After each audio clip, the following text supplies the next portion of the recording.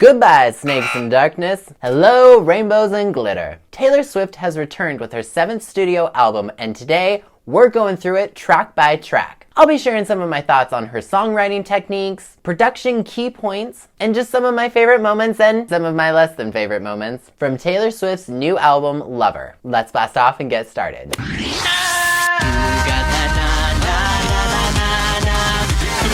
Can't stop with these boys from California. Konnichiwa, friends. I'm Jonathan Miller, and welcome back to Jonathan Miller Music, helping you become a better indie artist. I make futuristic and outer space-inspired dance pop music, and every Wednesday on this channel, I'm helping others take their music to level 2. That sounds good? Consider subscribing and ringing the notification bell. If not, you know what? I don't blame you. I'm told that the background music in my videos gets really annoying from people that don't usually watch my videos, and I'm sure as soon as I'm not lazy, I'll probably change it, but I don't really see that happening anytime soon, so, yeah. I mean, subscribe! It's been 2 years since Taylor Swift's last album, Reputation, was released. Like the snake many people have accused her of being, she has shed her skin of the darkness and embraced positivity and brightness with her new LP, Lover. Featuring popular singles like Me and You Need to Calm Down, both of which reached #2 on the Billboard Hot 100, Taylor has a strong message to say as the album, that is entirely her own, plays from start to finish. I forgot that you existed, and I thought that it would kill me, but it didn't. I Forgot That You Existed has perfect lyrics, and it picks up right where Reputation left off. The thing I love about Taylor's albums is they always tell a story, and as somebody who does that a lot with their albums, I really appreciate that. This song sets the perfect tone for the album as a whole, and I just really like it.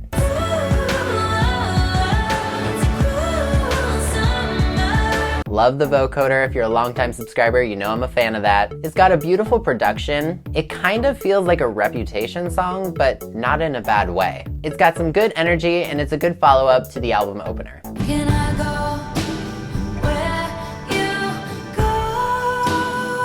go? Lover is like if the Speak Now album and the Red album had Baby. It's so sweet. I love that she wrote it all by herself, completely alone. I do that for most of my work, so I really appreciate that from her. It's definitely a modern day love song that I am sure will be everyone's wedding song here very soon, much like how everyone's Instagram caption not too long ago was, "Darling, I'm a nightmare dressed like a daydream." I'm happy all your relationships worked out. When everyone believes ya, what's that like? I'm so sick of running as fast as I can. Love these lyrics. So poignant, so perfect. Oh, slam dunk. It's got a perfect hook right after the chorus. And speaking of the chorus, I really love the chords in them, but I really cannot drill this home enough about how much I love these lyrics so much, especially that bridge. This has got to be a single. At the time of this recording, it is not, but dear pop gods, Taylor Swift's team, if this is not a single, I will be so disappointed. It seems like a lot of other people are feeling that way, so Team Taylor, The Man, as the next single, or as a single in the future, I would like to see it.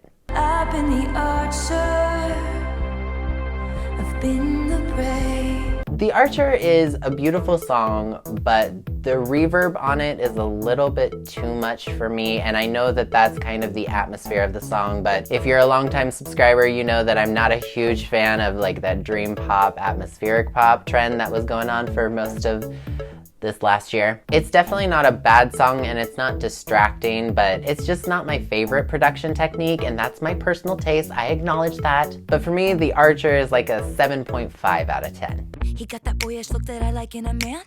I am an architect, I'm drawing up the plans. In a weird twist of events, I actually like the verses more than I like the chorus in this song. But one thing I really like about Taylor's writing is her descriptions. Whether you like her as a singer or as a person or not, I do think that her writing is admirable, and I always recommend her songs to new artists or new songwriters because they're great examples for inspiration. You can say a lot and paint a great picture, but you can really drive home a metaphor at the same time. She's a really good example for new songwriters.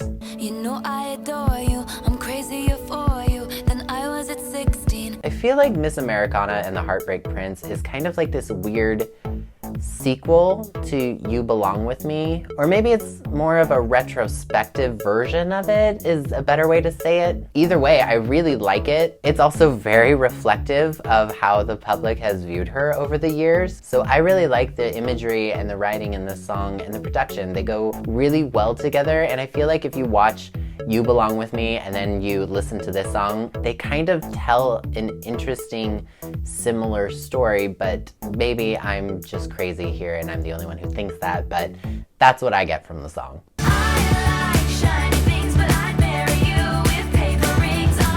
This is another wedding or engagement song. I just like the overall bright tone of the whole album. This song is so hooky and fun. I do, however, have to deduct points for that fade out. Taylor. It is 2019. I too have fallen victim to the fade out, but we are more educated people now. We don't do fade out in 2019. You're lucky that is the only song that does it, so I don't have to punish you too much in this review, but no fade out! We don't fade out in 2019, or in the future, or at all. Hope it never ends. I never walk Cornelia Street again. I could actually see this song being as a single. It wouldn't be my first choice, but I think it could do really well with like a fall or winter release and kind of a cool video. I really like it the more I listen to it. It kind of reminds me of Delicate and a little bit of Begin Again too, but in a good way. It's death by 1,000 cuts.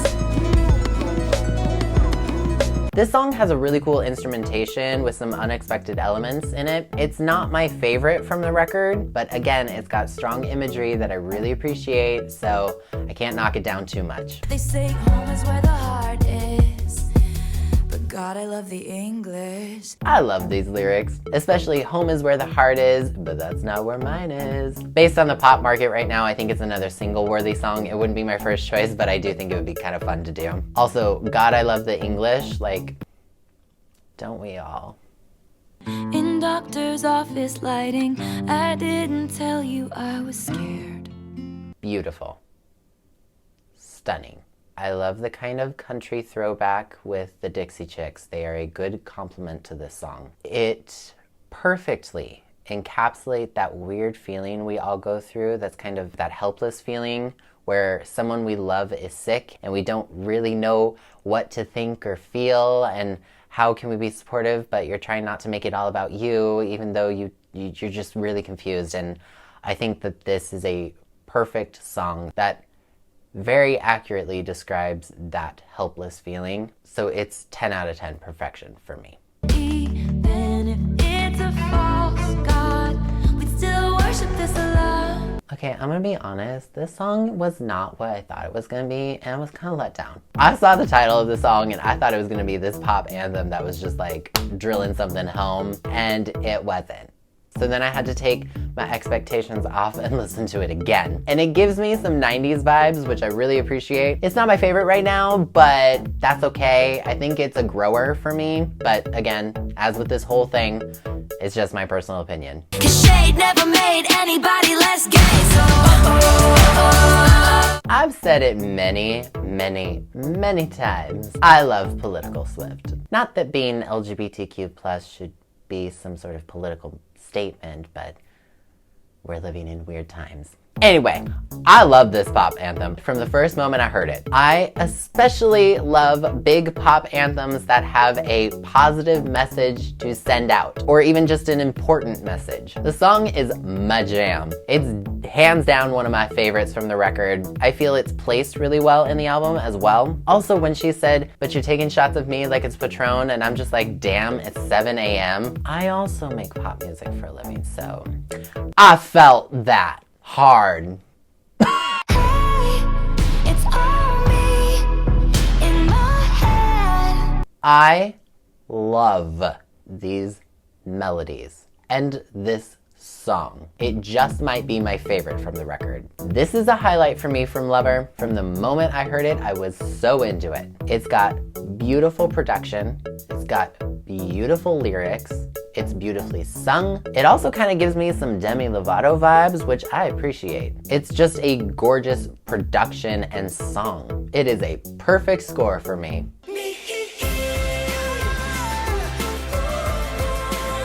What a happy song! I made a reaction video to this when it first came out. If you want to check that out, there's links in the description below. But honestly, I love it a lot, especially with Brendon. He makes a great addition to the song. It's bright, it's fun, and so necessary in this super dark world right now. Also, spelling is fun, especially when you spell things correctly. Sidewalk chalk covered in snow. Lost my gloves, you give me one. Taylor's ability to capture moments that we all go through and use everyday language and everyday metaphors to describe them is really incredible at times. I just really love her storytelling. It's a simple song, and that's the point. That's all it needed to be. I also love that the royalties of this song are going to benefit kids' music education. For the choir that was featured in the song, I think that that's a really good thing. One thing I love that Taylor does, regardless of what people think, I think she, at the end of the day, always tries her best to do good. And I think that that is a really cool move. And now I see daylight. I only see daylight. Again, a good tale for her life. I always tell new songwriters and artists that your album opener, your title track if you've got one, and your last song are almost always the most poignant on an album. This song is no exception. I would probably consider this the alternate title to Lover, because the lyric, "Now I only see daylight," just might be the thesis statement to the entirety of Lover as a whole. So here are my final thoughts. Lover just might be one of Taylor Swift's strongest albums to date. There is nothing to prove, no rumors to confront, nothing to hide or shy away from. A wonderful fusion record of the past and present, Taylor delivers beautifully written, honest songs that tell the story of a once wide-eyed country singer who became a dominating pop performer and is now at that point where that wide-eyed girl always dreamed of being. A position to use her talent to spread goodness out into the world. My top 5 Lover tracks are Afterglow, You Need to Calm Down, Me, I Forgot That You Existed, and The Man. This is the first album that Taylor has fully owned. Imagine what's possible when she owns the rest of her discography in the future.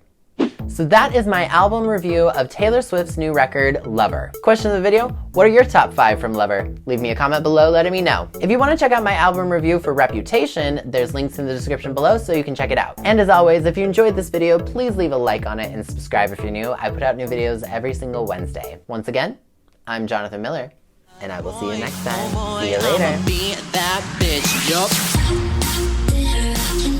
I'm just bitter, baby. I'm just bitter, baby. If I do the dishes, then you gotta make dinner, but you won't, nope. So I'm just bitter. I said I'm not